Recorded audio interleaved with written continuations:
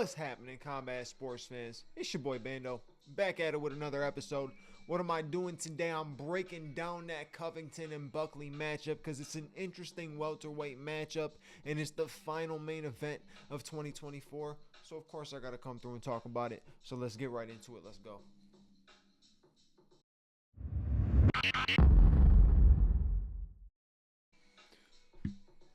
So this Saturday, Joaquin Buckley takes on Colby Covington. And obviously we have seen plenty of Colby Covington fights, but I know a lot of people aren't fully hip to Joaquin Buckley. Dude is very skilled, very athletic, very explosive. The one thing I've noticed about him is he's a much better welterweight than he was a middleweight, right? I'm pretty sure he was like 3-5 as a middleweight. He's been 5-0 in his welterweight run, with finishes over guys like Wonderboy. He knocked out Wonderboy in his last fight, so he's coming off of a surging win. I mean, that is a fantastic win. Wonderboy's only been knocked out one other time by Anthony Pettis in a very similar type of punch, but Buckley really wasn't like throwing a Superman punch. He was kind of just exploding in. He exploded in right at the perfect time when Wonderboy's back was up against the cage and knocked him out cold. But you got Buckley coming off of a win. Then you got Covington coming off of a loss. And not a good loss. It was a tough loss. He claims to be injured in that fight, that he broke his foot right off rip 30 seconds into the fight. I never know if that's true or false when fighters bring that into play, but it's very possible. Obviously, he didn't look himself. A lot of people said that. A lot of people expected more from Colby. They thought Colby was going to be the guy for sure to get past Leon, and he couldn't do it. The thing about it is, Colby has not faced anybody that fights anywhere similar to the way Buckley fights. You know, if you really sit back and think about it, who has he fought that is as explosive as Buckley, as athletic as Buckley, right? Obviously, Woodley was very athletic, but when Covington fought Woodley was washed. Damian Maia, washed. You know, the Robbie Lawler was explosive, but washed. You know, I don't think Colby is going to be able to handle the pressure from Buckley. I really don't. Surprisingly, I don't. I haven't seen anything from Colby that has impressed me in the last few fights that he's been in. Nothing at all. Flat-footed striking, does not switch stances, keeps the head on the center line still. Obviously, the wrestling is his key to victory every time, but his wrestling is repetitive. It's the same thing over and over and over again with no finishes. It's just taking down, putting up against the cage, and landing a couple punches, letting you up, taking you back down, landing a couple punches, let you up. Continuous, the same thing. It's boring. Realistically, we always complain about Bilal Muhammad being boring, right, and being a decision king and everything like that. The only reason that Colby Covington is not considered boring is because he had two really good fights with Kamaru Usman, and he knows how to work it on the microphone. If those two things were non-existent, he's just Bilal Muhammad, realistically. And he has not done anything impressive, in my opinion, in the last few years. The win over Jorge was not impressive. To me, it would have been way more impressive if you go in there and you just finish him, because he could have. Instead, he toyed with his food for 5 rounds, which I get guys want to do that, especially when it's in a rivalry fight like that. But you had opportunities to finish that fight. You could have finished that fight. There's a lot of times where Colby does not know how to finish, right? He don't know how to get the finish. And the last time he's got to finish, I don't even know who was the last person that Colby Covington finished. It was probably Tyron Woodley with that rib injury. That was probably the last finish he had. And a lot of his opponents, right? The opponents that he beat were lightweights. Besides Robbie Lawler and Damian Maia. No, so Colby's wins were a couple of his wins were over guys who were former lightweights, like RDA and Jorge Masvidal.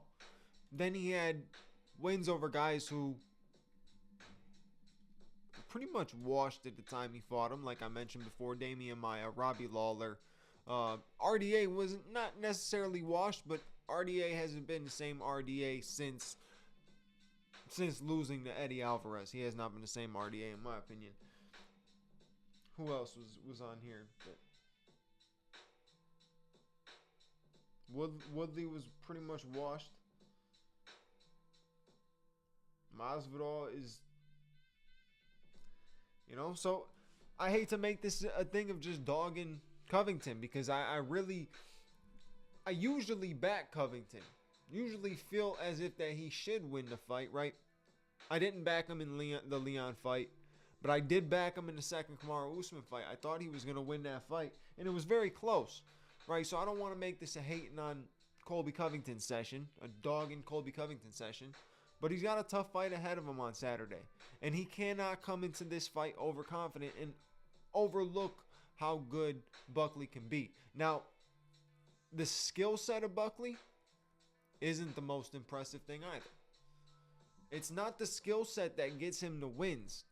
It's the style of fighting that gets him the wins. It's the explosiveness. It's the pressure, right? That's one of his best attributes is the pressure. That's what kept him in that fight against Wonderboy, because Wonderboy knows how to freeze you and stall you out, especially when you're trying to pressure him, right? His striking freezes guys a lot. And he was winning the striking exchanges against Buckley, but he wasn't landing anything damaging to hurt Buckley, and Buckley was able to close the distance and end up wrestling and utilize the wrestling and holding him down, and just showed that he had strength. Not that it was wrestling skill, more or less that he just had more strength than Wonderboy in that certain area, right? When they were on feet, Wonderboy was landing good shots. He landed a good head kick probably 5 seconds, 6 seconds before the knockout. He lands a head kick that seemed like it almost hurt Buckley, and then they were backing up, and Buckley just exploded in with that overhand right, and it was perfect time, and he knocked out Wonderboy. Now, a lot of people will say Wonderboy's washed. I don't think Wonderboy's washed because it's you're not watching the best version of Wonderboy, but at the same time, a man who's only been knocked out now 2 times in his career, but before that 1 time in his career, it's hard to really call a man like that washed. It seems like he could fight for a very long time if he hasn't been clipped up or hurt that many times. If you really think about it, he hasn't taken much damage in his fights. He doesn't get hit heavily, right? You don't see him get wobbled too often. So, yeah, I'm not going to say Wonderboy's washed. I disagree with them statements when people say that. I just think Buckley on that night ended up not giving up. He showed his heart. He showed the pressure. He showed how hungry he is. And I think that's another factor that's going to play into this fight Saturday is the fact that he's hungry. He's much hungrier than Colby Covington. Colby Covington is a part-timer, okay? And that's not any disrespect in saying that. But the man only shows up if it seems right. And the two options of seeming right is it's a fight that he feels he could win against somebody who's not a good wrestler, or the money's right. The money was probably right for this one. He didn't want to take that Ian Machado-Gary fight. I truly do believe that. I don't believe that he's running from Ian Machado-Gary, but I don't believe that he wants a guy like Ian, who he's dogged so much, to be able to make a name off of him until he gets another win. You know what I mean? Like Colby wants to get a win to build his confidence back. Now, if he was able to get Buckley down, control Buckley, out-wrestle Buckley, out-strike Buckley, then you're talking about a completely different game. You're talking about a Colby Covington that seems more interesting to continue to watch against top 3, top 5 fighters. But if he can't do that, which I feel like he's going to be on his back, he's going to end up getting taken down in this fight. But his striking is so weird with the flat-footedness and the fact that the wrestling is always in the back of the opponent's head. He might be able to land some stuff on Buckley. But Buckley has a pretty good chin. And like I said, he's athletic. So he'll throw more stuff to Covington than Covington's going to throw. He just cannot make a mistake, overthrow anything like any spinning kicks or any kicks at all. He cannot overthrow anything, because the second he does overthrow, Colby will shoot. Colby will find a way to get him down. It's not a matter of Colby not being able to get him down, right? It's just the fact of Colby being able to time it properly and to be the one to be able to put Buckley either on his back foot, or he's got to shoot when Buckley's coming in. If Buckley's coming in quick, he's got to do like those old school, the way that Georges St-Pierre used to shoot. Georges St-Pierre used to duck right under guys, double leg down. Like, not even a struggle. Not even a struggle. He'll get you as soon as you're coming in and you throw that right hand, left hand, whatever you throw. As soon as you throw your first strike, he ducks right under and takes you down. That's the type of takedowns that Colby's going to have to use when Buckley's coming through with the pressure. Now, if he fights any way similar to the way he fought against Leon, it's going to be a long night. It's going to be a long night. I see him getting knocked out if he fights that way. If he fights that way, he gets KO'd. If he fights and tries to trade too much, doesn't work the wrestling enough to where it's actually feared and thought about, he's going to end up getting KO'd.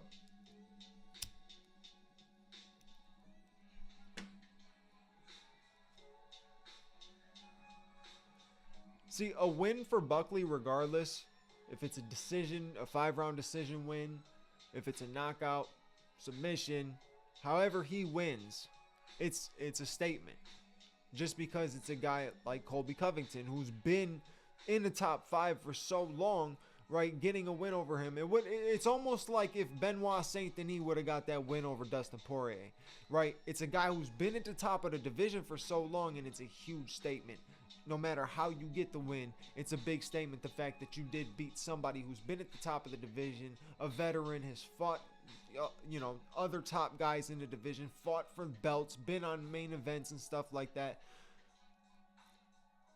I think Buckley has the opportunity to continue to make stardom off of this fight, right? An explosive finish would raise his clout. His clout would continue to build if he got a crazy finish. But if it's just a decision, it's just good for his UFC career. Obviously, probably won't gain a ton of fans. It won't be crazy noticed or anything like that. But his UFC career will continue to rise, and then you start to look at what's next for him. If he beats Covington, talking about anybody else in the top 5 he can fight. They were supposed to be Ian Machado, Gary, and Buckley. So maybe if Buckley can get this win, Buckley and Ian Gary maybe in the spring, maybe late spring, early summer, I think that would be a very good fight. And that fight shouldn't be like a main event on a free fight night. That should be on a pay-per-view. So if they're gonna, if Buckley's gonna be able to get past Covington, I think Ian Gary is a perfect fight. If Covington gets past Buckley, Ian Gary's another perfect fight, right? Because you can hype that one up between Covington and Ian Gary, and Ian Gary's not gonna try to make the fight boring. It might be very similar to what we saw this past Saturday, but either way, this weekend, my final prediction is Joaquin Buckley getting a KO. He's getting a KO finish. That's how I feel. Like I said, this podcast probably seemed like a Colby Covington hating session, and it fucking is what it is. But it wasn't that. It just that's how it came out. That's it be what it be. Either way, I just think Buckley is going to be more hungry, more prepared, and taking this fight much more serious than Colby does. Colby, if he comes in anything like that last fight, yeah, Buckley knocks him out. That's my prediction. So, if you like this episode, you know what to do. Like, comment, subscribe, hit the bell notification button so you know when the next episode is out. And I'll catch you on the next episode. Your boy Bano's out. Peace.